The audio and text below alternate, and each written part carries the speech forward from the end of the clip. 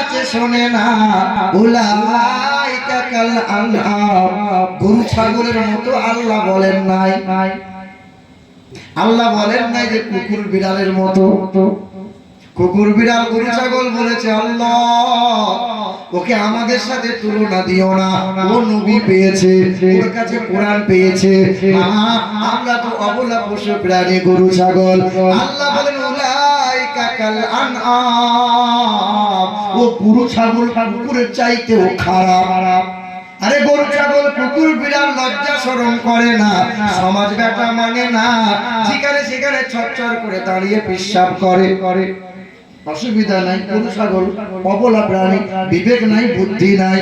আর আপনার ছেলে রাস্তায় দাঁড়িয়ে দাঁড়িয়ে ছটছট করে পেশাব করে দিল, অর্ধেকটা প্যান্টে মুছে নিল, বাপ বলছে আমার মানুষ তৈরি হচ্ছে, আর আল্লাহ বলছে কুকুরের বাচ্চা তৈরি হচ্ছে। দেখ, হ্যাঁ হ্যাঁ, আল্লাহ বলেছেন উলাইকা কাল আনআম।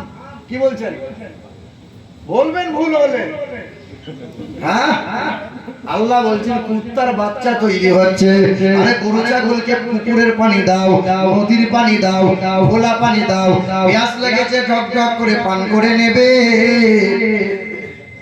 আপনার ছেলে মাঝে মধ্যে হোটেলে যায় আর বন্ধু বান্ধবের পাল্লাই পড়ে খোলা পানি পান করে, বাপ বলে ছেলে আমার মানুষ তৈরি হচ্ছে, আর আল্লাহ বলে কুত্তার বাচ্চা তৈরি হচ্ছে।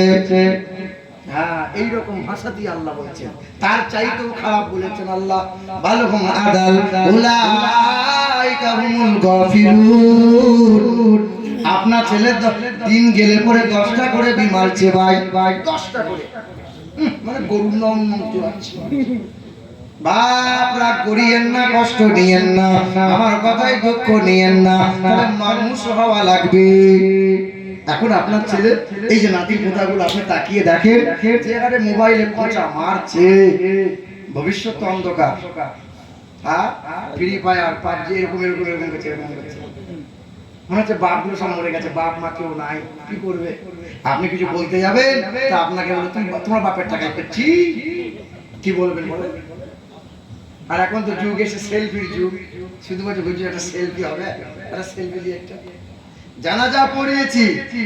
এবার মুরব্বির মাটি ভাবে কবরে শোয়ানো হয়েছে, তা পুতা কবরে মাথায় গিয়ে উপর হয়ে শুয়ে বলছে দাদু এই হুশ করে যান, দাদু সাথে ছবি তুলবো একটা।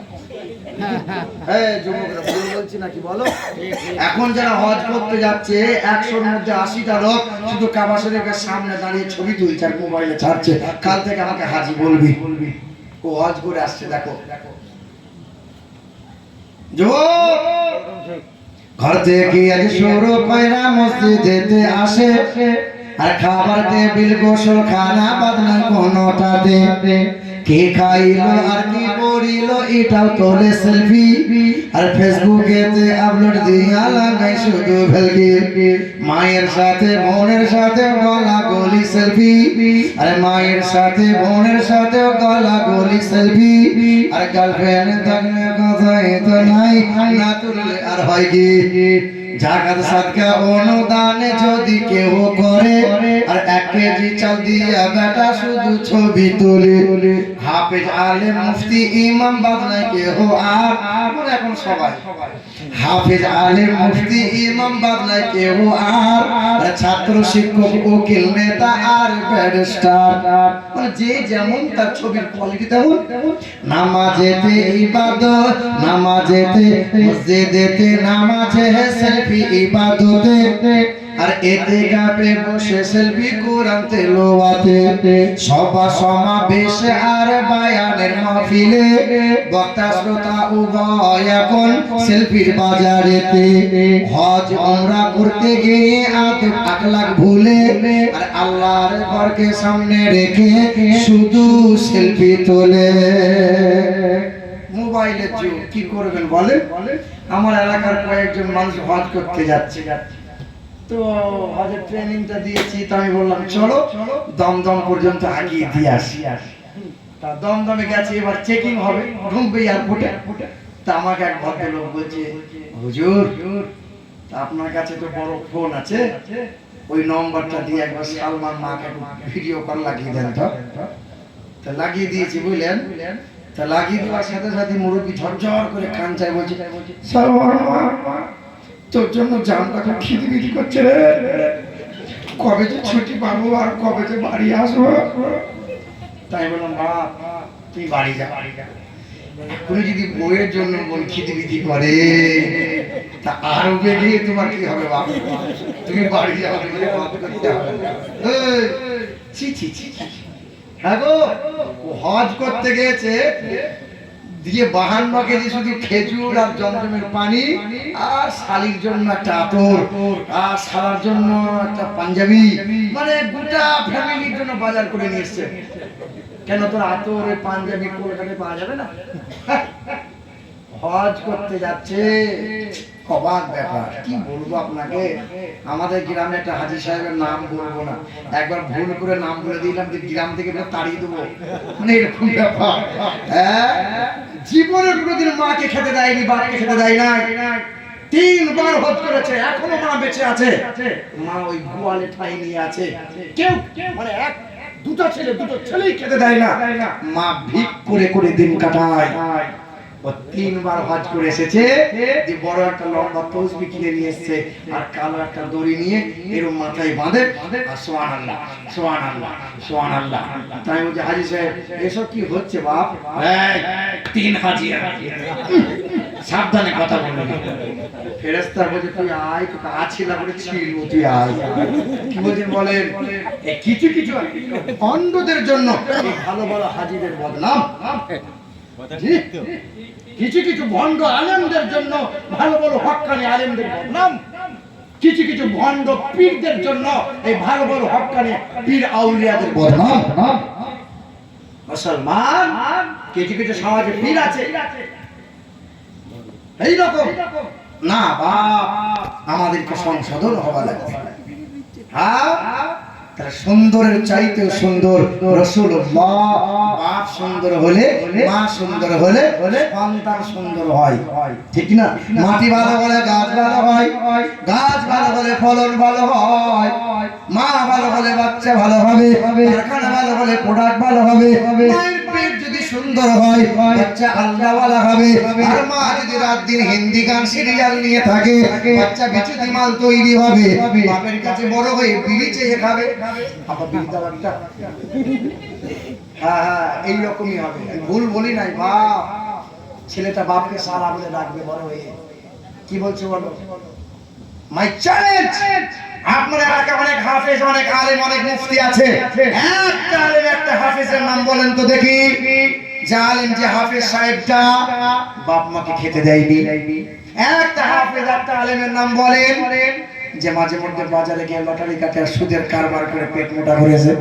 একটা আলেমের নাম বলেন যে বিয়ে করার সময় শ্বশুরের গলায় বাঁশ দিয়ে অ্যাপাচি গাড়ি নিয়েছে, ছোয়াপুরি সোনা নিয়েছে, 4 লাখ টাকা নগদ নিয়েছে। একটা দেখার মাই চ্যালেঞ্জ পারবেন না, কিন্তু আপনাকে হাতে কলমে কত মাস্টার দেখাবো, কত ডাক্তার দেখাবো, কত বুদ্ধিজীবী দেখাবো। গ্রামে অনেক বড় শিক্ষিত বিয়ে করার সময় শ্বশুরের গলায় বাঁশ দিয়ে 12 লাখ টাকা নিয়েছে। বলেন, আপনার গ্রামে লেখাপড়া করা ছেলেরা রাখাল গরিব ঘরের ছেলে 5 ওয়াক্ত নামাজ পড়ে, বিয়ে করার সময় বিনা দাবিতে বৌমা বাড়ি নিয়ে এসছে। আর আপনার গ্রামে ডবল এমএ পাস, বিএড করে বসে আছে, ওই ছেলেটা বিয়ে করেছে, 12 লাখ টাকা নগদ নিয়েছে, 10 ভরি সোনা নিয়েছে। বলেন তো শিক্ষিত কে? বলেন কে শিক্ষিত? হ্যাঁ হ্যাঁ হ্যাঁ, ওই যে মোড়ের মাথায় আপনার গ্রামে মাস্টার টোটোওয়ালাকে বলছে, এই টোটোওয়ালা শোন শোন, এখানে ও শিক্ষিত মানুষ ডাকছে টোটোওয়ালাকে, আর আপনার টোটোওয়ালা গরিব করে ছেলে বলছে, স্যার আপনি কিছু বলছিলেন স্যার। শিক্ষিত কে? ও শিক্ষিত যে মানুষকে মানুষ মনে করে না, বলে শিক্ষিত আবার। আমি যখন ছোট ছিলাম না, ওই যে মাদ্রাসা করেছেন, আমি যখন ছোট ছিলাম মাদ্রাসায় পড়তাম, আর আমার গ্রামের কিছু কিছু মুরব্বী ঠাট্টা করতো আর বলতো, আরে বড় হয়ে মৌলবি হবি, হাফেজ সাহেব হবি, বিয়ে করে কি খাওয়াবি, কি করে কি খাবি রে, 3000 টাকা 2000 টাকা বেতন পাবি। এখন যখন বড় হয়েছি এখন আলেম ওলামা পীর সাহেব হাফেজ যারা বলেন তাদের খাবার জামাইয়ের চাইতে বেশি নাকি কম বলেন? এখন মনে মনে হয় আল্লাহ কি করে খাবো, দেশি মুরগির ডিম, কলিজা ভুনা, মুরগির রান, বেগুন ভাজা, খাবো কি করে? খাওয়ানোর মালিক কে? আল্লাহ। বাপ সেদিন বলেছিল কি করে খাবি, আর এখন মনে মনে ভাবি আল্লাহ কি করে খাবো, খাওয়ানোর মালিক তো আল্লাহ। মুসলমান সোনার টুকরো বন্ধুরা আমার, শুধু মানুষেরা, বাবাজিরা ভাইরা আমার, সন্তানকে বড় করা লাগবে, মানুষের মতো মানুষ করা লাগবে। আমি বলতে আসি নাই আপনার ছেলেকে হাফেজ বানাতে হবে, আপনার ছেলেকে আলেম বানাতে হবে, না না, আমার মতো হুজুর হওয়া লাগবে না, আমার মতো আলেম মাওলানা হওয়া লাগবে না। আপনার ছেলে বিটেক করো, আপনার ছেলে আইটিআই করো, আপনার ছেলে পলিটেকনিক্যাল করো, আপনার ছেলে ইঞ্জিনিয়ার করো, আপনার ছেলে মাস্টার ডিগ্রি করো, আপনার ছেলে উকিল হোক, আপনার ছেলে মাস্টার হোক, আপনার ছেলে ডাক্তার হোক, আপনার ছেলে ব্যারিস্টার হোক, তবে আপনার ছেলেটা যেন বিয়াদব না হয়ে যায়। যার অন্তরে কোরআন নাই, যার অন্তরে হাদিস নাই, ওই সন্তানটা কোনোদিন মানুষ হতে পারবে না। এ মুসলমান ও সোনার টুকরো বন্ধুরা আমার, শুধু মানুষেরা 3 বছর আগের ঘটনা বলে দিয়ে যায়। ইংল্যান্ডের একটা খ্রিস্টান স্কুলে খ্রিস্টানকে ছেলেরা লেখাপড়া করে, ইহুদিদের ছেলেরা লেখাপড়া করে, দেখুন না কয়েকজন মুসলমানের ছেলে লেখাপড়া করে। সকাল হয়েছে, শিক্ষকরা স্কুলে ছাত্রদের জিজ্ঞাসা করে, বাবা তুমি বড় হয়ে কি হবে, বাবু তুমি বড় হয়ে কি হবে? আমরা জিজ্ঞেস করি না, নানা যারা দাদু, নানু ভাই তুমি বড় হয়ে কি হবে? তো আপনার নাতি বলে আমি বড় হয়ে মাস্টার হব। বলে কি বলে না, নানু ভাই তুমি বড় হয়ে কি হবে? বলে আমি পুলিশ হব। মাস্টাররা জিজ্ঞাসা করেছে, বাবু তুমি বড় হয়ে কি হবে? স্যার মাস্টার হব। তুমি বড় হয়ে কি হবে?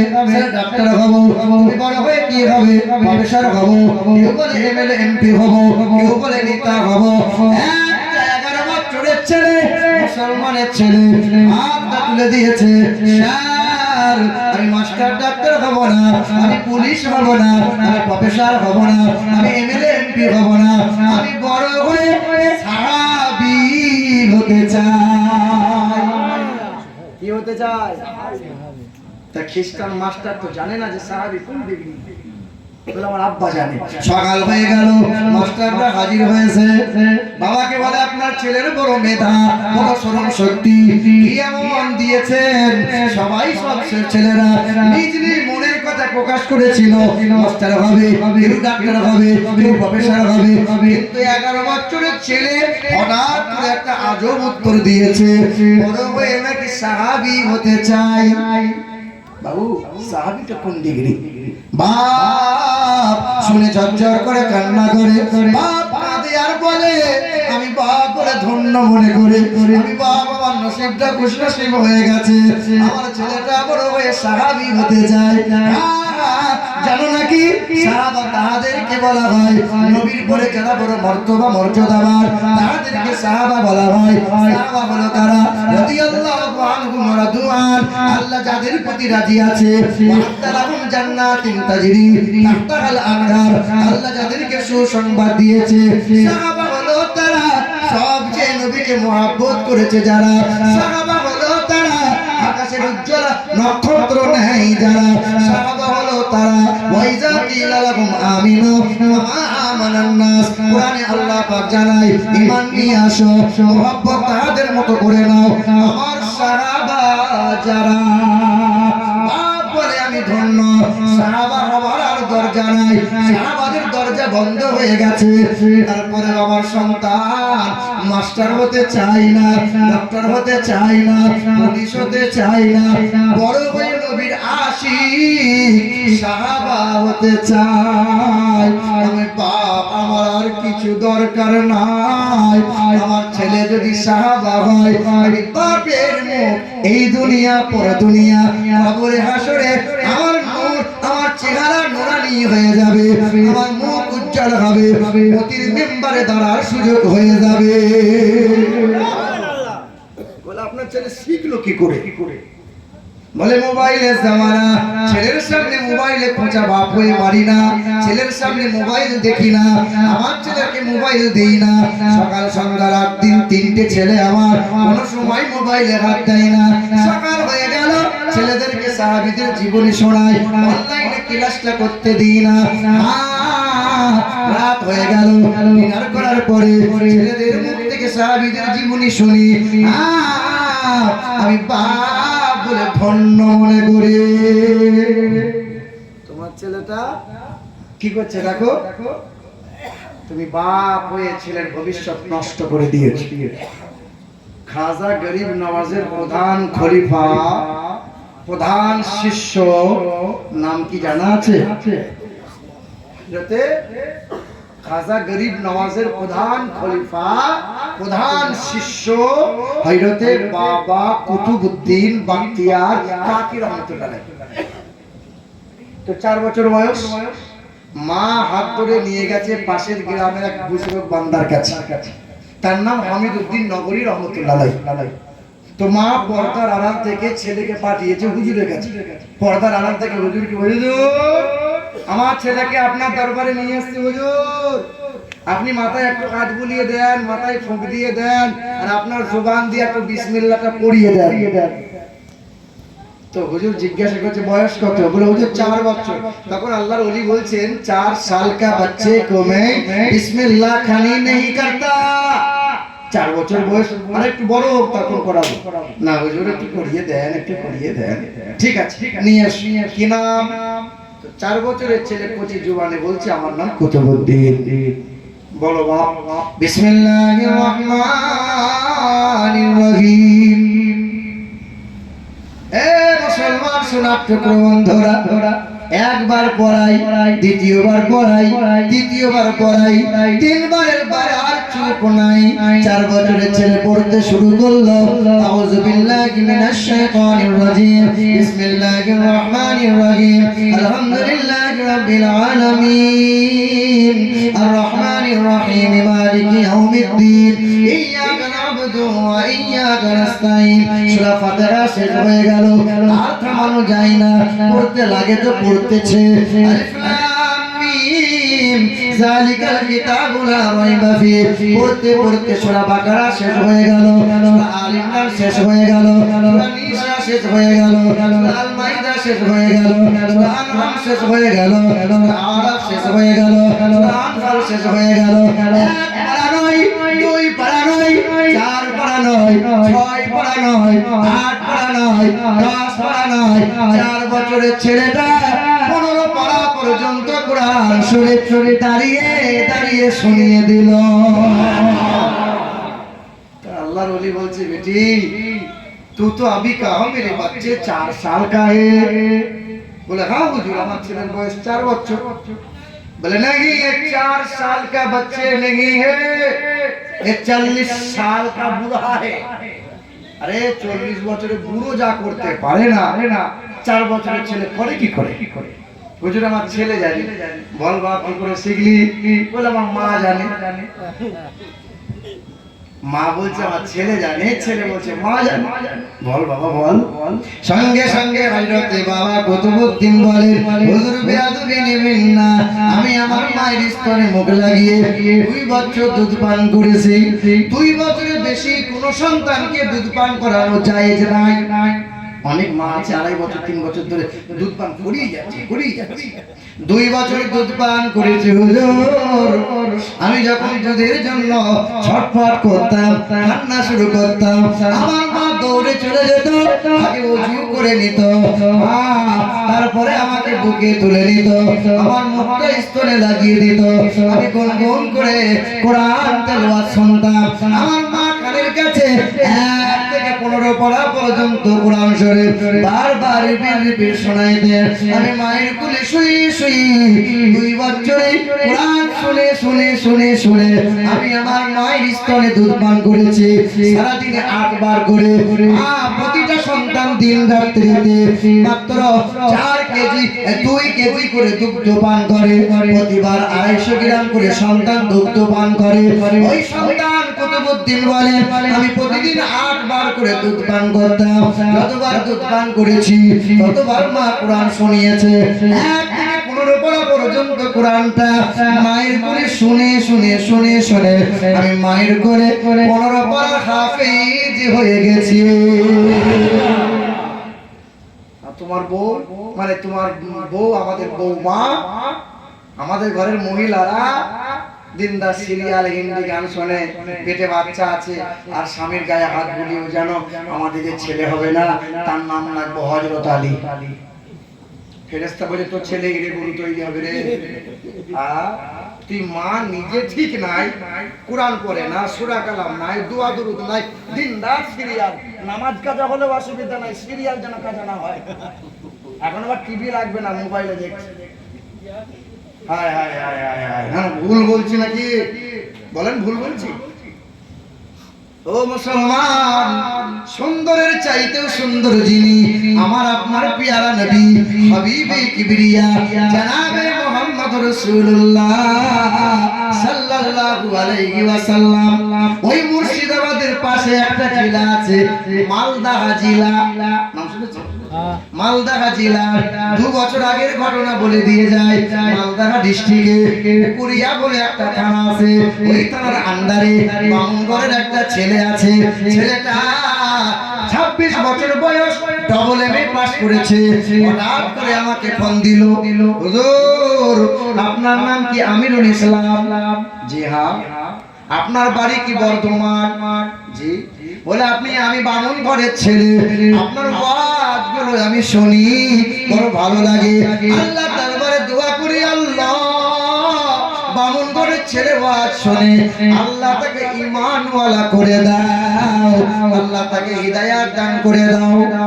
ওই ছেলে আমাকে মাঝে মধ্যে ফোন করে, হঠাৎ বলে হুজুর আপনার সাথে মুলাকাত করতে চাই, চলে এসো আমার বাড়ি। সকালবেলায় ট্রেন ধরলো, দুপুরবেলায় আমার বাড়িতে হাজির হলো। ওই ছেলে আমার সামনে এসে জিজ্ঞাসা করলো, হুজুর আপনারা যে নবী নবী নবী নবী করেন, আমরা নবী নবী করি কি করি না? কেন নবী নবী করি? কারণ সর্বদাই আল্লাহ নবী নবী করে। আল্লাহ কি করে? নামাজ পড়ে, রোজা রাখে, যাকাত দেয়, আল্লাহ হজ করে। আল্লাহ কি করো?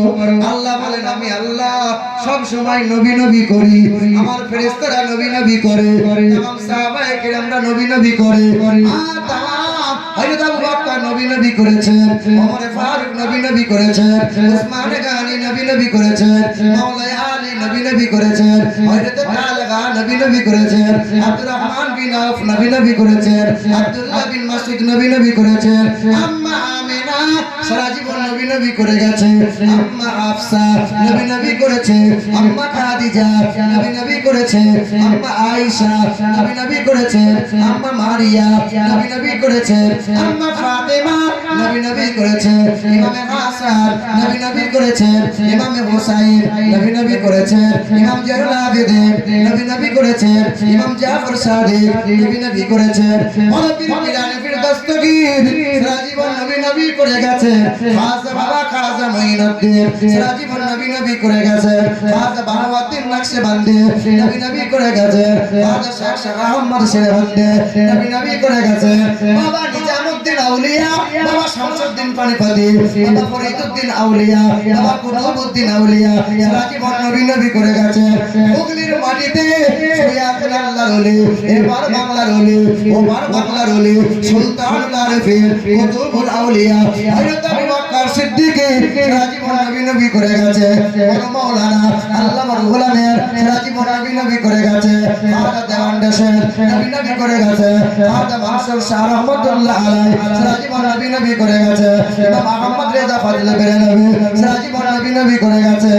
আমরা আহলে সুন্নাত ওয়াল জামাতের মানুষ, আমাদের কর্তব্য হলো যতদিন বাঁচব নবী নবী করে যাব, নবী নবী করে মরে যেতে চাই।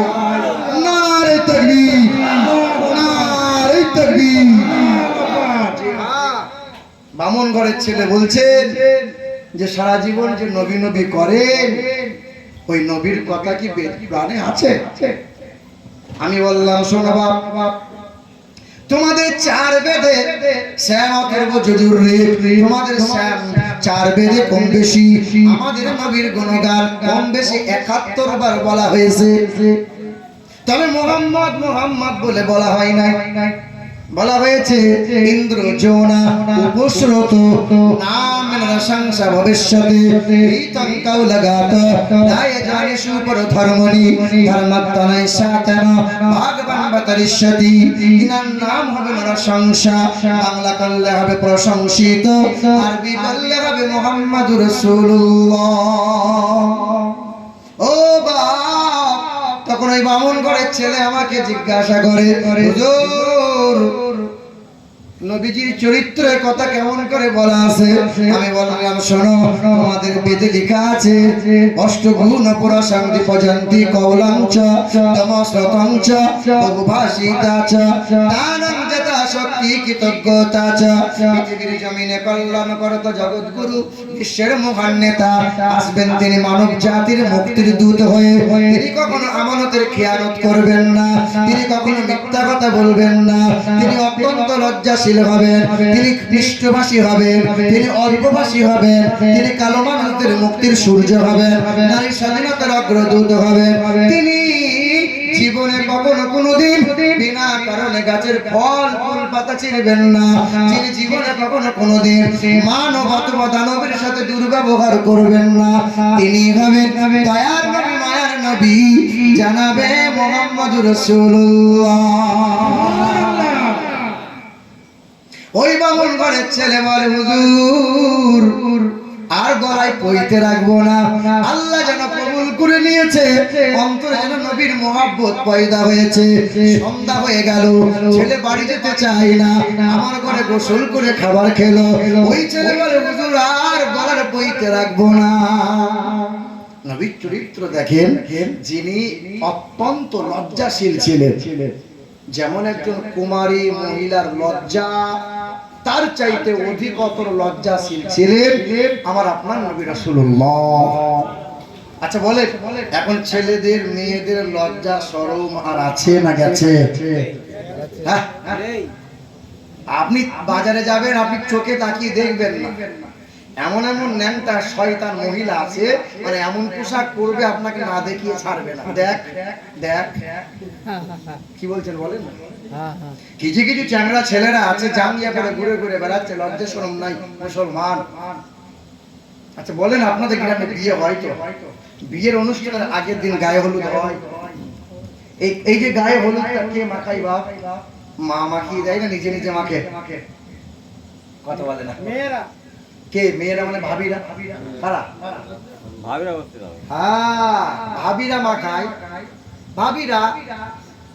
আর হাদিসে এসেছে সবচেয়ে বেশি লজ্জা, পর্দা আর সাবধান হতে হয় মহিলাদেরকে এই দেওর থেকে। দেওর বিয়ের আগের দিন ভাবি হলুদ নিয়ে কোথায় কোথায় হাত দেয়, কোথায় লজ্জাও নাই শরমও নাই, মনে হচ্ছে ছেলেটা প্রতিবন্ধী, হাত পা কিছু নাই, ভাবি গায়ে হলুদ মাখিয়ে দেয়। শোনেন, এটা হারাম কাজ, এটা হারাম। হারাম হুজুর তো বলে না, আমি বলে দিয়ে গেলাম এটা হারাম। হুজুর বললে হয়তো মৌলবি মানে টিকিট আর রইবে না, চাকরি থাকবে না, আর আমার চাকরির ভয় নাই। ইমাম সাহেব যদি জুম্মার দিনে কিছু কিছু সত্য কথা বলে, চাকরি থাকবে না। কিন্তু এই যে আপনারা সত্য কথা বলতে দেন নাই, বাধা দিয়েছেন আপনারা। ইমাম সাহেব জুম্মার দিনে দাঁড়িয়ে যদি বলে, বাবা 5 ওয়াক্ত নামাজ পড়ছি, তোমাদের জন্য দোয়া করছি, সুদখোরের বাড়ি আমার খাবার খাওয়া যাবে না, যারা মদ খায় তাদের বাড়ি খাবার খাওয়া যাবে না, যারা হারাম খায় তাদের বাড়ি খাবার খাওয়া যাবে না, যে বাপ মাকে খেতে দেয় না তার ঘরে আমার খাবার খাওয়া যাবে না, সেই খাবার খেয়ে যদি আমি দোয়া করি বাপ, ওই দোয়া আল্লাহ নেবে না। ইমাম সাহেব যদি জুম্মার দিনে বলে দেয়, মসজিদে কেসিআর এসে বলে, হুজুর কাঁথা কম্বল নিয়ে বাড়ি যান, চাকরি নাই, আপনারা থাকা যাবে না। হ্যাঁ, কেন? কারণ সুদখোর নিয়ে চলতে হয়, মদখোর নিয়ে চলতে হয়, ওকে বাদ দিতে পারবো না, আপনাকে বাদ দিতে পারবো, আপনি বাড়ি যান। কথা বলছি ভুল নাকি? লজ্জা শরম আছে না গেছে? ছেলে বিয়ে করে, এই যে আপনার ছেলে বিয়ে করে নিয়ে এসছে, বউয়ের গলায় হাত ধরে এরকম ছবি তুলেছে, দিয়ে মোবাইলে ছেড়ে দিয়ে বলছে গোটা গ্রামের লোক দেখ দেখ আমার মালটাকে দেখ দেখ। লজ্জা শরম আছে? আপনি তো হাসছেন, আমি হাসির খোরাক দিইনি বাপ, শরমের কথা বলছি, লজ্জার কথা বলছি। আপনি দেখেন, পানিটা পরেই খাবো। আপনি দেখেন বিয়ের দিন ছেলের গলায় একটা সোনার হার ঝোলানো আছে, 4টে আঙুলে 4টে আংটি আছে। এই যে রাগ করিয়েন না, যে আমার মতো হায়ার করা মৌলবীকে ভাড়া করে নিয়ে এসে ছেলের বাপ বিয়ে পড়াবে। তা মৌলবী সাহেব কি বলছে, হুজুর এমন করে দোয়া করবে মানে ফুট করে পার হয়ে যায়। আমার তো হায়ার করা মাল। মৌলবী সাহেব মনে মনে চিন্তা করছে মাল ভালো, পার্টিও ভালো, দেবে ভালো। 6 লাখ টাকা নিয়েছে, 10 ভরি সোনা নিয়েছে, আবার একটা 2 চাকা অ্যাপাচি পালসার নিয়েছে। ও মাল আমাকে দিয়ে দোয়া করাচ্ছে, গলায় একটা সোনার হার ঝোলানো আছে। আমি মৌলবী সাহেব দোয়া করছি, রব্বানা। মৌলবী সাহেব কাঁদতে চাইছে কিন্তু কাঁদনার হয় না, মানে কাঁদতে চাইছে, মাঝে মধ্যে থুতু লাগাই আল্লাহ। ছেলের বাপ মনে মনে করে সব সাংঘাতিক মৌলবী রে, সাংঘাতিক দোয়া করছে। মৌলবী সাহেব দোয়া করছে, রব্বানা আল্লাহ ছেলের বাপকে কোনো জায়গায় যেন আটকে দিও না। ফেরেশতা বলছে কাঁচা লঙ্কা পেটে রেখেছি মওলানা, তোকে আগে দেবো তারপরে বেটা বাপকে দেবো। কি বলছে বলেন, একবারও আমার মতো হুজুর বলে না। না আপনার ইমামের কথা বলি নাই, আমার কথা বলছি, আমার মতো হুজুর একবার বলে না বাপ এরকম যে দাবি করে ফোন নিয়েছো, ছেলের গলায় যে সোনার হার, এটা যে পরানো হারাম আছে, এই অবস্থায় যে বিয়ে পড়ালে বিয়ে কবুল হবে না। আমি মৌলানা যদি বলে দিই, এই যে আপনার বাড়িতে ডিজে বাজে, ড্যান্সও চলে, মেয়েরাও নাচে, সবাই নাচে, হই হই হয়, আবার বিয়ের অনুষ্ঠানও হয়, না না এটা যে না যায় বাপ, চলবে না, এটা যে হারাম কাজ। রাগ করছেন নাকি? কষ্ট হচ্ছে বাপ? আস্তে করে বলেন তো, নারায়ে তাকবীর, আরো জোরে বলেন নারায়ে তাকবীর। হে জীবন জাশনা ঈদ মিলাদুন নবী, নারায়ে তাকবীর, নারায়ে রিসালাত, দরুদ শরীফ আল্লাহুম্মা আলা সাইয়্যিদিনা মুহাম্মদ ওয়া আলা আলি সাইয়্যিদিনা মাওলানা মুহাম্মদ। জিকির করি লা ইলাহা ইল্লাল্লাহ, লা ইলাহা ইল্লাল্লাহ, লা ইলাহা ইল্লাল্লাহ, মুহাম্মাদুর রাসূলুল্লাহ। এখন যে মুরব্বিগুলো আছেন, এই দেখেন আজকে আছেন কাল আর থাকবেন না। হ্যাঁ, মুরব্বিদের জন্য একটা গজল বানিয়েছে, শোনেন। রঙ্গরসের দিন ছিল আমার একদিন, 12 ঘন্টা বেলায় আমার সন্ধ্যা হইল, পাখি উড়ে যাওয়ার বুঝি সময় হলো, পাখি উড়ে যাওয়ার বুঝি সময় হলো। রঙ্গরসের দিন ছিল আমার একদিন, 12 ঘন্টা বেলায় আমার সন্ধ্যা হইল, পাখি উড়ে যাওয়ার বুঝি সময় হলো, পাখি উড়ে যাওয়ার বুঝি সময় হলো। শরীরে চামড়ার ছিল টান, মিষ্টি সুরে গাইতাম গান, গলার আওয়াজ আমার কত দূরে যাইতো, পাইকা গেল মাথার চুল, কথা বলিতে পরে ভুল, পাইকা গেল মাথার চুল, কথা বলতে পরে ভুল, চোখে দেখি গন্ডগোল, দন্ত নড়িল, পাখি উড়ে যাওয়ার বুঝি সময় হলো, পাখি উড়ে যাওয়ার বুঝি সময় হলো। ঘন ঘন আসে দম, ঘন ঘন আসে দম, কানেতে শুনি কম, ঘুরতে লাগিল। মানে আপনার পিছনে পিছনে মালাকুল মউত ফেরেশতা ঘুরছে। বেটা মুরব্বি আপনাকে বলছি, ঘন ঘন আসে দম, কানেতে শুনি কম, পিছে পিছে জম আমার ঘুরতে লাগিল। এত সুন্দর পরিপাটি, খাঁচা আমার ছিল খাঁটি। এত সুন্দর পরিপাটি, খাঁচা আমার ছিল খাঁটি। ধীরে ধীরে খাঁচায় আমার জং ধরিল। পাখি উড়ে যাওয়ার বুঝি সময় হলো। পাখি উড়ে যাওয়ার বুঝি সময় হলো।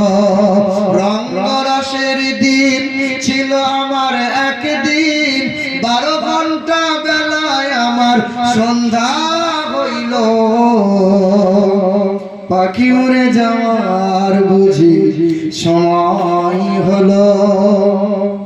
কাকে কোন সময় যে চলে যাওয়া লাগবে। কত কত মুরব্বী আছে, নামাজও নাই, কুল নাই, কলমা নাই, কিন্তু বিড়িতে দম দেওয়া বন্ধ নাই। মুসলমান বাবারা, ভাইরা আমার, ও সোনার টুকরো বন্ধুরা আমার, শুধু মানুষেরা ও ধ্যান দেন, ওয়াজটা ভুলে যাবেন না। বামুন ঘরের ছেলেটা আমার সামনে বললে, হুজুর আর গলায় কইতে রাখবো না। নবী নবী নবীর আদর্শের কথা শুনলাম, নবীর চরিত্রের কথা শুনলাম, বড় মহব্বত করেছি নবীকে। আমার ঘরে বসে দিয়ে কালেমা, আমার ঘরে বসে থেকে কালেমা শরীফটা পড়ে নিল। কালেমাটা পড়ে নেওয়ার পরে ওই বামুন ঘরের ছেলে, মালদা ডিস্ট্রিক্টে বাড়ি, ছেলেটা বলে, হুজুর বাড়ি যাব। আমার ঘরে ছিল কানজলিমার একটা বাংলা তাফসীর কুরআন, বাবা কুরআনটা বুকে নাও। তবে ছেলেটা বলে, হুজুর আমার বাবা শখ করে আমার নাম দিয়েছিল রমেশ ব্যানার্জি। আমার বাবা বামন, আমিও বাবা যোগ্য করে গলায় কইতে ঝুলিয়েছিল, আমিও ব্রাহ্মণ হয়েছিলাম। তবে আজ থেকে কালেমা পড়েছি, কুরআনটা বুকে নিয়েছি, তবে নামটা রমেশ আর রাখবো না। আমি বললাম, শোন বাবা, তোর একটা নাম দি। আমার নবীর বাবার নাম হলো আব্দুল্লাহ। আমার নবী বড় পেয়ারা, আল্লাহর বড় পেয়ারা দুইটা নাম, একটা হলো আব্দুর রহমান, একটা হলো আব্দুল্লাহ। তোমার নামটা আজ থেকে আব্দুল্লাহ রেখে দিলাম। ছেলেটা আমার বাড়ি থেকে চলে গেল। মাঝে মধ্যে ফোনে কথা হয়, মাসখানিক চলে গেল। হঠাৎ করে তার ফোন বন্ধ হয়ে যায়, আর ফোনে যোগাযোগ হয় না। একটা বছর কেটে গেল, 2টা বছর কেটে গেল। এই বছর রমজান মাসের আগে ওই দিনাজপুর রায়গঞ্জ বলে একটা জায়গা আছে রে বাপ, ওই জায়গায় মাহফিল ছিল।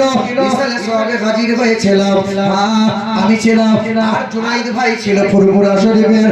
মুসলমান সোনার টুকরো বন্ধুরা আমার, শুধু মানুষেরা, ওই জায়গায় রাত্রি 11টার সময় স্টেজে উঠেছিলাম। স্টেজে ওঠার পরে রাত 1:20 আগে মোনাজাত হয়ে গেল। সব মানুষরা তাবারক নিয়ে একে একে বাড়ির দিকে মুসাফা করে চলে যায়, সালাম করে, মুসাফা করে, দোয়া দেয়, দোয়া নেয়। আমি স্টেজে বসে বারবার নজর যাই, ওই ডান দিকে প্যান্ডেলের গায়ে একটা মানুষকে আমি দেখতে পাই। মাথায় তার টুপি আছে, গালে তার কাজ কুচকুচে কালো দাড়ি আছে, গায়ে তার সাদা রঙের পোশাক পাঞ্জাবি আছে। ওই ছেলেটা ফুপিয়ে ফুপিয়ে কান্না করে। সব মানুষ চলে গেল, পরিবারটা কমে গেল। স্টেজ থেকে নেমে গেলাম, ওই যুবকটার সামনে হাজির হলাম। তুমি বাবু কান্না করো কেন? কি এমন তোমার হয়েছে বলো? তুমি কি কোনো মুসিবতের মধ্যে পড়লে নাকি বলো? ছেলেটা কান্না করেছিল আর বলেছিল, হুজুর না, তেমন কোনো বিপদ নাই, তেমন কোনো মুসিবত নাই। তবে হুজুর আমার বাবা থাকতে আজ বাবা নাই, মা থাকতে মা নাই, জমি জায়গা বলে আর কিছু নাই। আমি বললাম, তোমার নাম কি?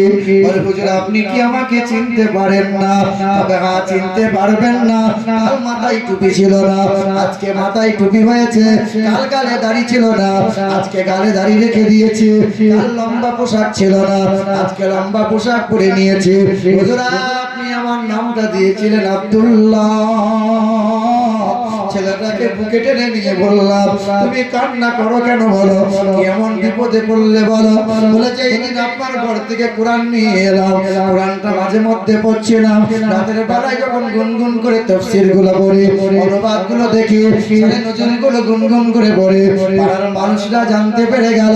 আমি আমার বন্ধুদেরকে যখন বলি কোরআন এত মধুর গ্রন্থ, বন্ধুরা বাবার সামনে অভিযোগ করে, পাড়ার মানুষ অভিযোগ করে দিল, বাবা আমার বুক থেকে কোরআনটা কিনে নিয়ে কোরআনটা ছুঁড়ে দেবে, ছুটে গিয়ে বুকটা বিছিয়ে দিয়েছিলাম। বাবা বলেছিল কোরআন ত্যাগ করে দে, জমি জায়গা যদি পেতে চাস, বাপ মা যদি লাভ করতে চাস। সেই দিন বলেছিলাম না না, কোরআন আমি ত্যাগ করতে পারবো না। কালেমা কলিজায় বসিয়ে নিয়েছি, নবীর প্রেম অন্তরে উদয় হয়ে গেছে, আর কোরআনটাকে মাথায় তুলে নিয়েছি। সেই দিন কোরআন বাবার সামনে বুকে আঁকড়ে ধরেছিলাম। বাবা বলেছিল আর কোনোদিন আমাকে বাবা বলে ডাকবে না, আমার চোখের সামনে দাঁড়াবি না। মা বলেছিল ঘর থেকে বেরিয়ে যা, আমাকে মা বলে ডাকবি না, আমার হাতে তোর খাবার আর কোনোদিন জুটবে না। সেই দিন মা বাপ মুখটা ঘুরিয়ে নিল, ভাই বোন আদরের ছিল, সবাই আমার চেহারা থেকে মুখ ঘুরিয়ে নিল, পাড়ার বন্ধু অনেক ছিল, সবার সামনে থেকে বিদায় নিয়ে নিলাম। আর বাবা নাই, মা নাই, আর জমি জায়গা বলে কিছু নাই। রাস্তার ধারে সরকারি জায়গায় একটা তিরপল টাঙিয়েছে, গাছের পাতা দিয়ে ছাউনি করেছে। আজ রাত ভোর কোরআন তেলাওয়াত করে, নবীর নামে দরুদ শরীফ পড়ে, আজ মনে বড় যাতনা, আজ মনে বড় বাসনা, আজ মনে বড় কামনা। একবার দয়ার নবী মায়ার নবী নোরানি চেহারাটা যদি স্বপ্ন জাগে, একবার নবীর দিদার পেয়ে যেতাম, আমার আর কোনো কিছুর অভিযোগ থাকবে না। শুধু একটাই মনে বড় বাসনা, আমার দয়ার নবী যদি একবার দেখতে পেতাম, আমার জীবন ধন্য হয়ে যেত, আমার আর কোনো দুঃখ রইবে না।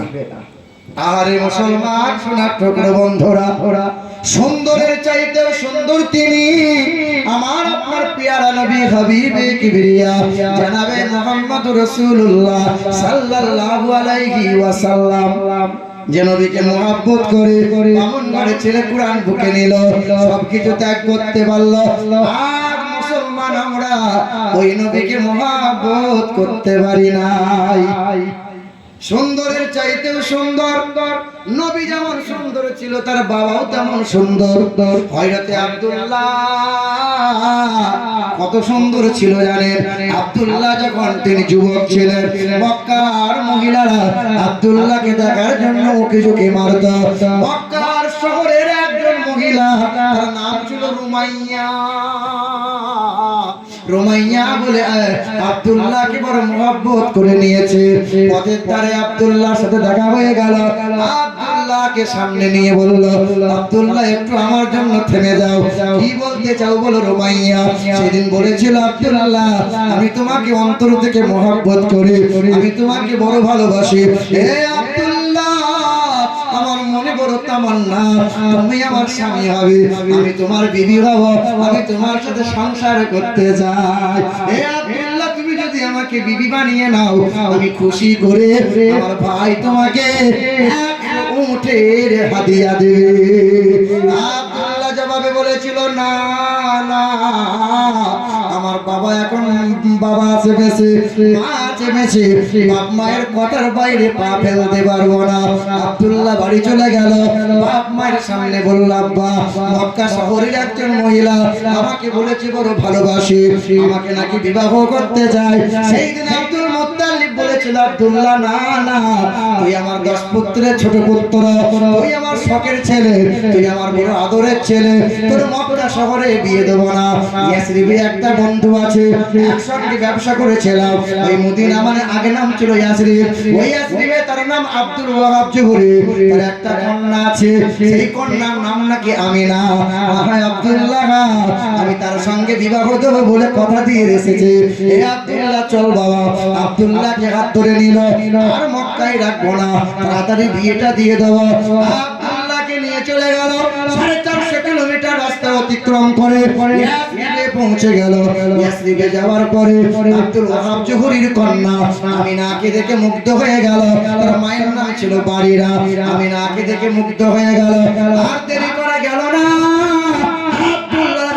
আমিনার হাত দিয়ে দেয়া হলো, মানে বিবাহ বন্ধনে আবদ্ধ হয়ে গেল।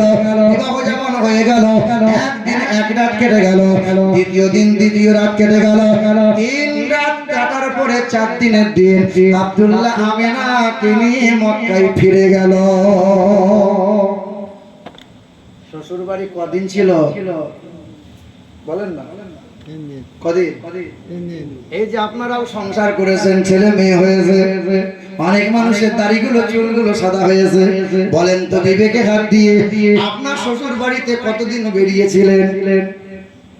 1 মাস, কেউ আবার 1.5 মাস। শ্বশুর মনে মনে বলছে জামাই বাড়ি যা, জামাই বলছে হাড়ি না খালি করে বাড়ি যাব না। 3 দিনের বেশি একটা ঘরে বেড়ানো যায় না, মনে রেখে দেবেন। কদিন? 3 দিন। আপনি 9 দিন বেড়ান, তবে সমন্দির করে 3 দিন বেড়াতে হবে। চার শ্বশুরে করে 3 দিন খেতে হবে, একটা না 3 দিনের বেশি খাওয়া যায় যে নাই। এ মুসলমান সোনার টুকরো বন্ধুরা আমার, সুধী মানুষেরা, আব্বাজান ভাইজানেরা, একটু মনোযোগ দিয়ে শোনেন। হযরতে আব্দুল্লাহ আমিনাকে নিয়ে সংসার করে 15টা দিন পার হয়ে গেল। ওই আব্দুল্লাহ যখন রাস্তা দিয়ে যায়, রুমাইয়া বলে যে মহিলা প্রেমের প্রস্তাব দিয়েছিল, আর ওই মহিলা আব্দুল্লাহকে দেখে না। আব্দুল্লাহ বলে কি ব্যাপার, আগে তুমি আমার জন্য পাগল হয়েছিলে, আমাকে দেখার জন্য উকি ঝুঁকি মারতে। রুমাইয়া বলে আব্দুল্লাহ না না, আমি আর তোমাকে দেখবো না। কারণ কি রে রুমাইয়া? ওই মহিলা বলেছিল আব্দুল্লাহ আমি তোমাকে আর দেখবো না, কারণ তোমার বংশ থেকে তোমাকে ভালোবাসি নাই, তোমার রূপ সৌন্দর্য থেকে তোমাকে ভালোবাসি নাই, তোমার গোত্র বড় বলে তোমাকে ভালোবাসি নাই, তোমার কপালে একটা নূর দেখতে পেয়েছিলাম, আমার ভাইয়ের মুখে শুনেছিলাম। তাওরাত কিতাবে বলা আছে না, তাওরাত কিতাবে বলা আছে পৃথিবীর জমিনে মাদক মাসের দ্বাদশ তিথিতে সাম্বালা শহরে বাবার নাম হবে আব্দুল্লাহ, তার যিনি বিবি হবেন তিনি হবেন জগৎগুরুর মা। আমি রুমাইয়ার মনে বড় আশা ছিল তুমি আব্দুল্লাহ জগৎগুরুর বাবা হবে, আর আমি যদি মা হয়ে যাই আমার নসিবটা ধন্য হয়ে যাবে। এ আব্দুল্লাহ তোমার যে বিবাহ হয়ে গেছে, কারণ তোমার কপালে সেই নূর আর নাই, তোমার বিবির কাছে চলে গেছে, তোমার বিবি গর্ভবতী হয়েছে। আব্দুল্লাহ ছুটে গিয়ে বলে আমিনা তুমি গর্ভবতী হয়েছো আমিনা। 3 মাস কেটে গেল। আব্দুল্লাহ বলে আমিনা আর সংসার চলে না রে আমিনা, ভাইরা সব ব্যবসা করতে যাবে, তুমি যদি আমাকে অনুমতি দাও ভাইদের সঙ্গে হয়ে আমিও ব্যবসায় যাই। মা আমিনার কাছ থেকে বিদায় নিল, মা আমিনার কাছে বিদায় নিল। আব্দুল্লাহ ব্যবসায় চলে গেল, ভাইদের সঙ্গে হয়ে মাস খানিক ব্যবসা করে নিল, বেশ কিছু লাভজনক অর্থ নিয়ে বাড়ির দিকে রওনা দিল। আর বিবি আমিনাকে চিঠি পাঠিয়ে বলল এ আমিনা তোমার আব্দুল্লাহ বাড়ি আসছে রে আমিনা। তো মা আমিনা খুশিতে আনন্দে নতুন পোশাক পরেছে, নামি দামি খাবার তৈরি করেছে। এখন দেখবেন আপনার বিবি আপনার আমার ঘরের বৌমারা সাজে কোথায় গো? স্বামীর জন্য সাজে বেশি না বিয়ে বাড়ি গেলে বেশি সাজে? কোন মানুষ যদি মারা যায় তো বলে সালমার বাপ তুমি থামো আমি যাই, কি বলছে? ও মহিলা গিয়ে কি করবে বলুন তো? ও জানাজা করতে পারবে? ও জানাজা করে দোয়া করতে পারবে না? কবরের পাশে গিয়ে জিয়ারত করতে পারবে? ও যাবে, ওই মহিলা গিয়ে 10 বারি পাক মারবে, দিয়ে চেটে দিয়ে চলে আসবে, মানে ঘেঁটে চেটে তারপরে বাড়ি আসবে। কি বলছেন বলেন? আল্লাহ নবী আমার বলেন والمرأة إذا صلت خمسها وصامت شهرها وأحسنت فرجها وأطاعت زوجها فلتدخل من أي أبواب الجنة شاءت। যে মহিলার 4 গুণ ভালো, জান্নাতের 8টা দরজা আল্লাহ তার জন্য খুলে দেবেন। কয় গুণ ভালো হলে? কয় গুণ ভালো হলে? 4 গুণ ভালো হলে জান্নাতের 8টা দরজা আল্লাহ খুলে দেবে। 1 নম্বর হলো যে মহিলা 5 ওয়াক্ত নামাজ পড়ে, ওই মহিলা রমজান মাসে রোজা রাখে। 3 নম্বর ওই মহিলা স্বামীকে তুইতুকারি করে না, মানে স্বামীর কথার বাইরে চলে না, স্বামীর উপরে আঙুল তুলে কথা বলে না, স্বামীকে ভাষা খারাপ করে না, মানে স্বামীর সেবা করে। আর 4 নম্বর হলো ওই মহিলা চলে তো পর্দা সেলাই চলে, পেট বার করে চলে না, আর বেহায়ার মতো বাজারে ব্যাংকে যায় না, মানে পর্দা সেলাই চলাফেরা করে। 4 গুণ ভালো যার জান্নাতের 8টা দরজা আল্লাহ খুলে দেবে। ওই যে মহিলা হিজাব পরে কিন্তু স্বামীকে ভাষা খারাপ করে, ওই মহিলা বড় বোরখা পরে স্বামীকে মাঝে মধ্যে তুইতুকারি করে, ওই বোরখা পরে জান্নাত যাবে? কচু যাবে জান্নাত যাবে? নাই, জান্নাত নাই। স্বামীর সেবাতেই জান্নাত তোমার, জান্নাত নাই। নামাজ পড়লি জান্নাত নয়। তোমার স্বামী যদি বলে তুমি আমার সামনে চুল খুলে থাকবে, বিবিকে চুল খুলি থাকতে হবে। তোমার স্বামী যদি বলে তুমি আমার সামনে একটু পেটটা বার করে রাখবে, এটাই মাসলা। স্বামীর জন্য চুল খুলে রাখো, স্বামীর জন্য হাত খুলে রাখো, স্বামীর জন্য সাজো। স্বামী যেটা পছন্দ করে বিবিকে তাই করা রাখবে। সারাদিন মাঠ ঘাট মেহনত করে বাড়ি এসছে, 1 গ্লাস পানি দেওয়া লাগবে, এই যে 1 গ্লাস পানি দেওয়া লাগবে, তো বিবি নিজের কাজ করছে, ও স্বামীকে পরোয়া নাই। ও বলছে আমি তাহাজ্জুদ করে জান্নাত যাব। জান্নাত মানে বলে গোয়াল ঘর, জান্নাত যাবে মানে নাই জান্নাত। স্বামীর সেবাতেই জান্নাত। বুঝতে পারছেন কথা? আপনি বুঝে কি করবেন? আপনি বিবি যদি না বুঝে কি বলছেন বলেন? আপনি বুঝে কি করবেন? সে তো বেকা হার দিয়ে তৈরি, সে তো টেরা, সে তো বুঝবে না। মুসলমান বাবারা, ভাইরা আমার, ও সোনার টুকরো বন্ধুরা, আমার সুধী মানুষেরা, হযরতে আব্দুল্লাহ রাদিয়াল্লাহু তাআলা ব্যবসা থেকে বাড়ি আসছেন। পথের মধ্যে হযরতে আব্দুল্লাহ অসুস্থ হয়ে গেলেন, বুকে ব্যথা শুরু হয়ে গেল। আব্দুল্লাহ জমিনে বসে গেল। হযরতে আব্দুল্লাহ জমিনে যেমন বসে গেলেন, ভাইরা বলছেন কি হলো ভাই? আব্দুল্লাহ বলছেন আর বাড়ি যাওয়া সম্ভব নয়। আব্দুল্লাহ বললেন ভাইরা আমার আখিরি সালামটুকু আমার আমিনার কাছে পৌঁছে দিও। আব্দুল্লাহ ইন্তেকাল হয়ে গেল। অন্য পথ দিয়ে খোদার রাহে আব্দুল্লাহ চলে গেল। মা আমিনা অপেক্ষা করে বসে আছে, আমার স্বামীর পা ধুইয়ে দেব, আমার স্বামীর হাত মুখটা মুছিয়ে দেব। মা আমিনা দরজার কাছে চেঁচিয়ে রয়, সব পুরুষরা একে একে বাড়ি আসে, আমার আব্দুল্লাহ কেন আসে না? একজন এসে বলে আব্দুল্লাহ এই পথ হারিয়ে দিয়েছে, খোদার পথ ধরে ইন্তেকাল হয়ে গেছে। মামিনার মাথায় বাজ পড়ে গেল, আমার বড় শখের স্বামী, আমার বড় জীবন সঙ্গী, আমার বড় আদরের পুরুষ আব্দুল্লাহ আজ আমার পিঠে সন্তানকে এতিম করে আব্দুল্লাহ চলে গেল। মেনে নিতে পারে না। আমিনা বলে মন খারাপ করিস। আব্দুল মুত্তালিব বলে আমিনা রে মন খারাপ করিস না রে বৌমা, তোর পেটে যে সন্তান আছে সেভাবে জগৎগুরু বিশ্বের মহান নেতা, তুই তার জননী হবি আমিনা। আমিনা রাস্তা দিয়ে চলে, পথের কাপড়গুলো পাথরগুলো গলে গলে মোমের মতো হয়ে যায়। মা আমিনা যেখানেই দাঁড়ায় চেহারা দিয়ে মিশকে আম্বরের সুগন্ধি বার হয়। মা আমিনা রাস্তা দিয়ে যায়, ডান দিকের বাম দিকের গাছপালাগুলো মা আমিনাকে দাঁড়াইয়ে সালাম জানায়। মা আমিনা কুয়ায় পানি আনতে যায়, সবার জন্য বালতিতে দড়ি করে পানি তুলতে হয়, কিন্তু মা আমিনা গেলে পরে কুয়ার পানি উতলে সামনে হাজির হয়।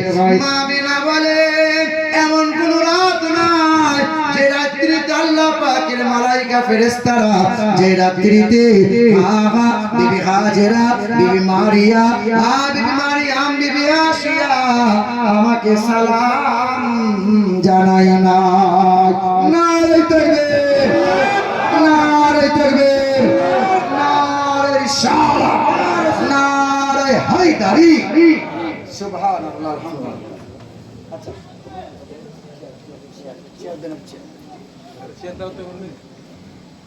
মুসলমান দয়া রাসূল আমার পৃথিবীতে এসেছিলেন রবিউল আউয়ালের 12 তারিখে। জি, কয় তারিখে? 12 তারিখ। হুজুর আর 10টা মিনিট চেয়ে নিচ্ছে। আধ ঘন্টা? না না না, হুজুর চলে এসেছে।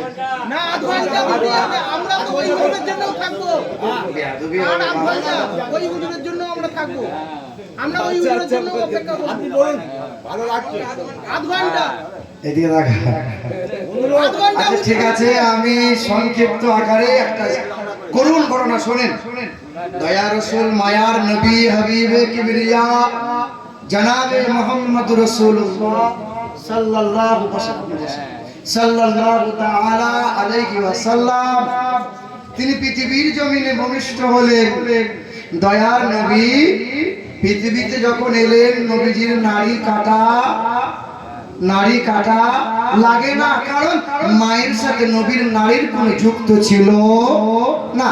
মহিলাদের পেটে বাচ্চা আসে, মাসিক বন্ধ হয়ে যায়, মায়ের রক্ত নাপাক রক্ত বাচ্চা শরীরে যায়, বাচ্চা হষ্টপুষ্ট হয়।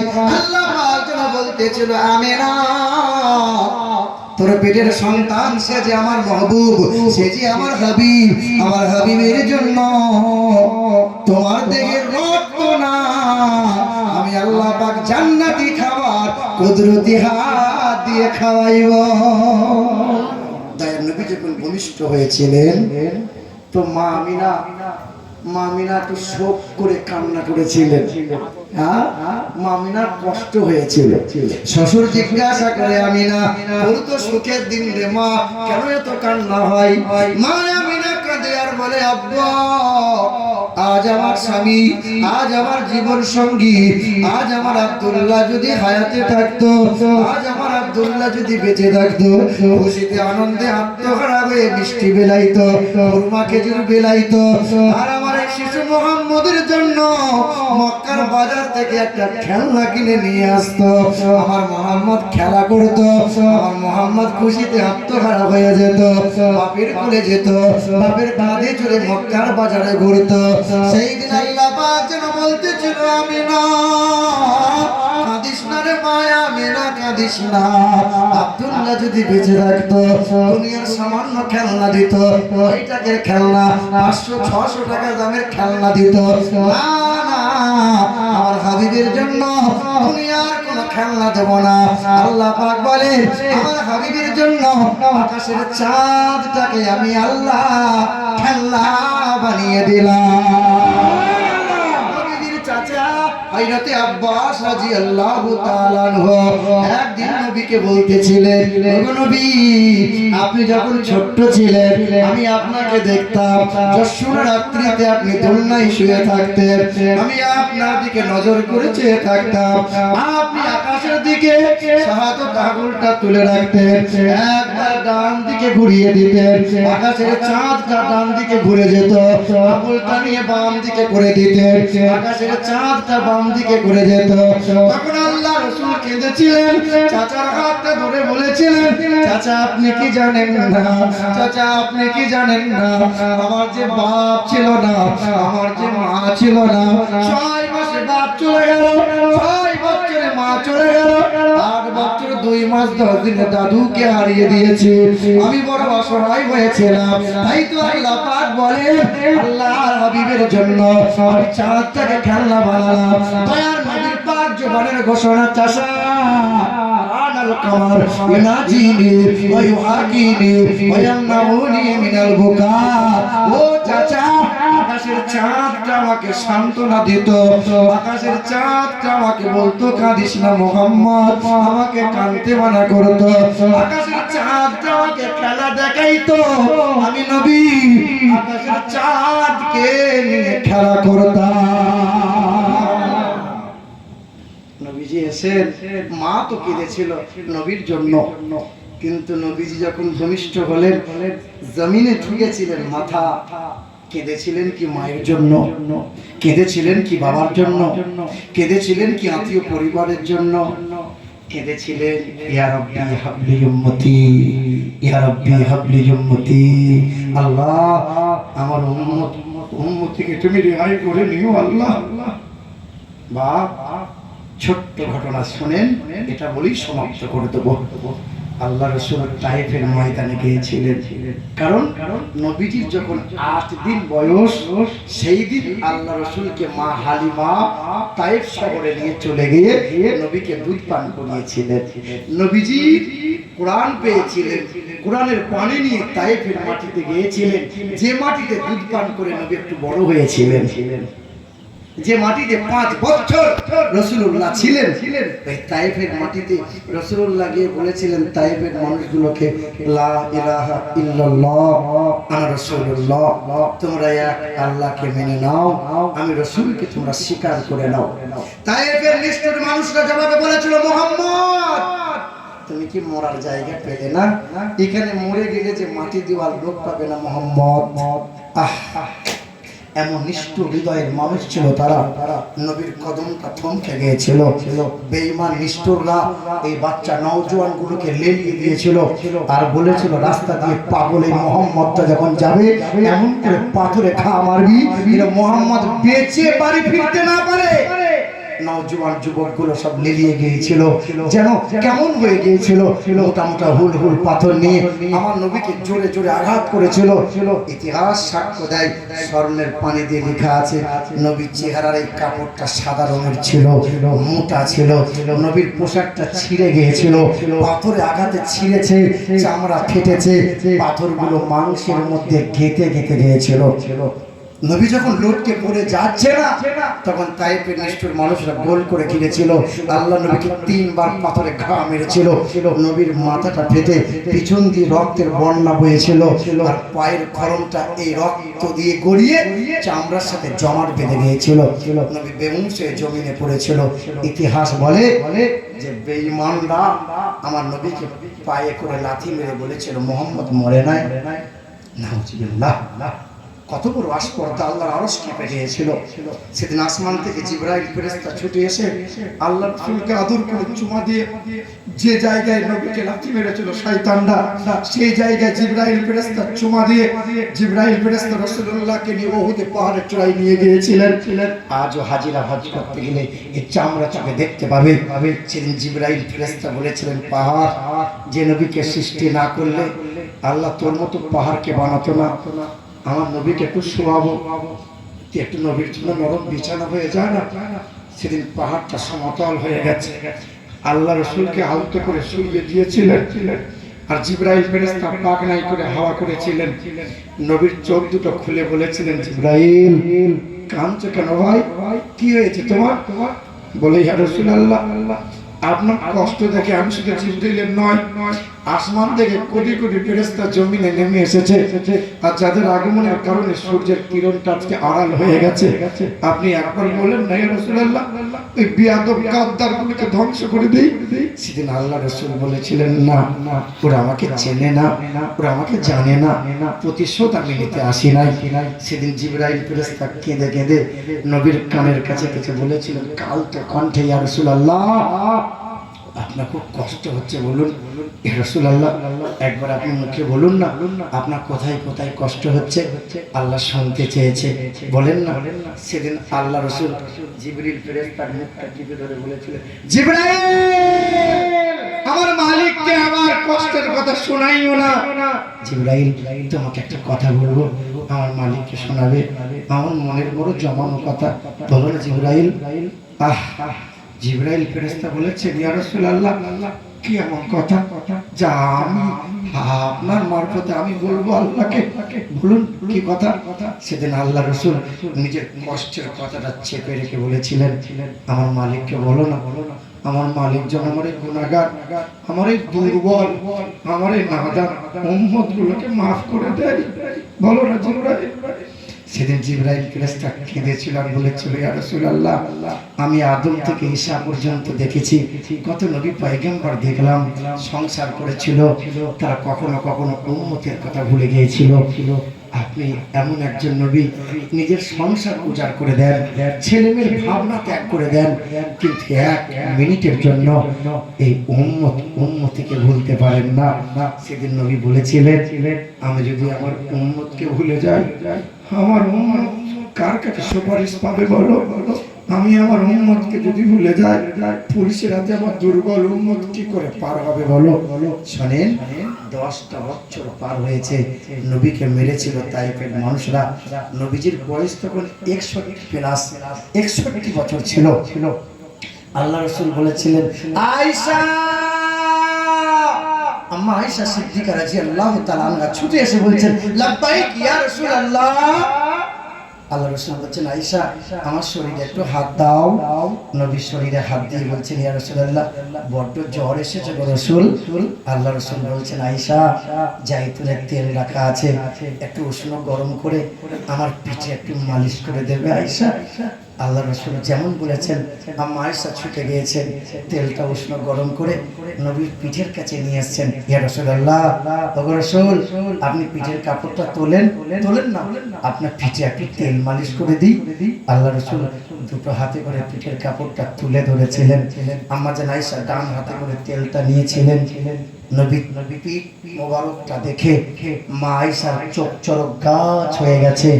আর আম্মা আয়েশা সিদ্দিকা বলছেন, ইয়া রাসূলুল্লাহ এতদিন আপনার কাছে আছি, এত সেবা করলাম, একটা দিন আপনার আমাকে পিঠটা দেখালেন না।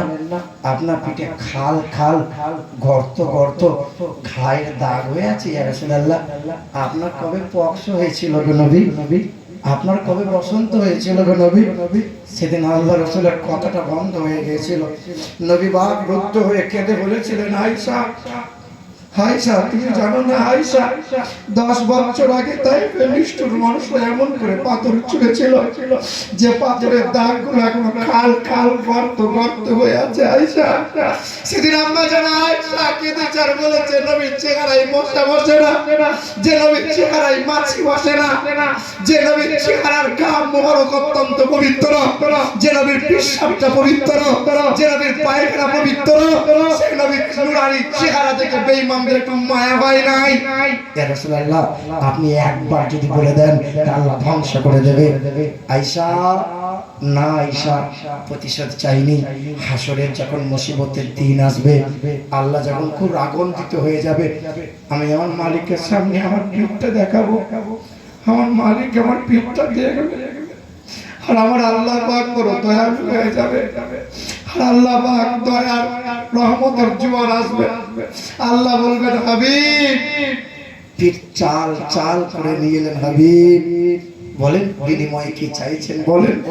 সেদিন আল্লাহর কাছে বেঈমানদের বিরুদ্ধে প্রতিশোধ চাইবো না, সেদিন শুধু আল্লাহকে বলবো, আল্লাহ আমার গুনাহগার নাদান দুর্বল উম্মতগুলোকে জাহান্নামে দিয়েন না, আল্লাহ দিয়েন না। সেদিন আল্লাহ পাক বলবেন, হাবিব সারা জীবন উম্মতের জন্য কাঁদলেন, এই আমলনামাটা নেন, আপনার এই উম্মতের আমলনামাটা দেখেন। সেদিন আল্লাহ রাসূল আমলনামাটা দেখবার কাঁদবার বলবে, উম্মত তোমার জন্য গলায় গামছা পর্যন্ত দিয়েছিলাম, বেঈমানটা গামছা দিয়েছিল, আমি তোমাকে ভুলে যাই নাই। বেঈমানটা মক্কা থেকে মদিনায় তাড়িয়ে দিয়েছিল, আমি তখনও তোমাকে ভুলে যাই নাই। বেঈমানটা উটের ভুঁটি চাপিয়ে দিয়েছিল, তখন আমি তোমাকে ভুলে যাই নাই। বেঈমানটা এই মাথাটা নেওয়ার জন্য 200 উটের প্রতিযোগিতা লাগিয়েছিল, আমি তখনও তোমাকে ভুলে যাই নাই। উম্মত আমি তোমার জন্য দাঁত ভেঙে দিয়েছিলাম, আমি উম্মত তোমাকে ভুলে যাই নাই। আমি রওজা মুবারকে কাঁদি তোমার জন্য। হাসরের যখন কঠিন ময়দান বিচার দিবস শুরু হবে, সবার আগে নবীকে ওঠানো হবে। নবীর চেহারায় কাদা মাখা থাকবে, কাদা মাখা থাকবে। আর হাসরের ময়দানে নবীকে যখন রওজায় ওঠানো, রাসূল আপনি উঠুন, তখন আল্লাহ রাসূল আবেগ, আল্লাহ রাসূল অভিমান করে বলবে, আজকে আমার উম্মতকে একটু আঘাতে এলো না আমাকে। নানা যেমন অনেক সময় অভিমান করে, ঘরে নাতি থাকতে একটু মোড়ের মাথায় যেতে পারলো না, তো রাসূল সেদিন অভিমান করে বলবে যে উম্মতের জন্য সারা জীবন কাঁদলাম, আমার উম্মত একটু আমাকে আঘাতে এলো না। হাসরের ময়দানে নবী একা প্রথম নবী উঠবে আর উম্মতের জন্য খুঁজে বেড়াবে, আল্লাহকে আমার উম্মতকে জাহান্নামে দিল। নবীর চেহারায় কাদা মাখা থাকবে, কাদা মাখা। হ্যাঁ, বুখারী শরীফের হাদিস। সেদিন আল্লাহ রাসূলের জন্য আল্লাহ বলবেন, আমার হাবিবের জন্য মাকামে মাহমুদ রেখেছি, হাবিবের চেহারায় কাদা মাখা কেন? সেদিন ফেরেশতারা বলবে, মালিক আপনার হাবিব রওজা মোবারকে কেঁদে কেঁদে চোখের পানিতে রওজার মাটি কাদা করেছে, আর কাদা মাখা চেহারা নিয়ে নবী হাসরের কঠিন ময়দানে দাঁড়িয়েছে। মুসলমান, আমি ছোট মুখে অনেক বড় বড় কথা বলে ফেলেছি। আমার ভুল হলে আল্লাহর রাস্তা আমাকে ক্ষমার দৃষ্টিতে দেখবেন, আমার জন্য দোয়া করবেন। নবী ছাড়া রাস্তা নাই, নবী ছাড়া আল্লাহ পাওয়া যাবে না। মুর্শিদ ধরো, নবী পাবে, নবী পাবে তো খোদা পাবে। মুসলমান, দরুদ পড়ো বেশি বেশি, নবীকে মহব্বত করো, আদর্শ সুন্দর করো। আল্লাহ বলেন সুন্দর করে বানাইছি, নবীর আদর্শে সুন্দর হও। সুন্দর হয়ে যদি কবরে আসতে পারো, আমি আল্লাহ সুন্দর রহমতের জান্নাত দেব। ওমা আলাইনা ইল্লাল বালাগ। আসসালামু আলাইকুম ওয়া রাহমাতুল্লাহ।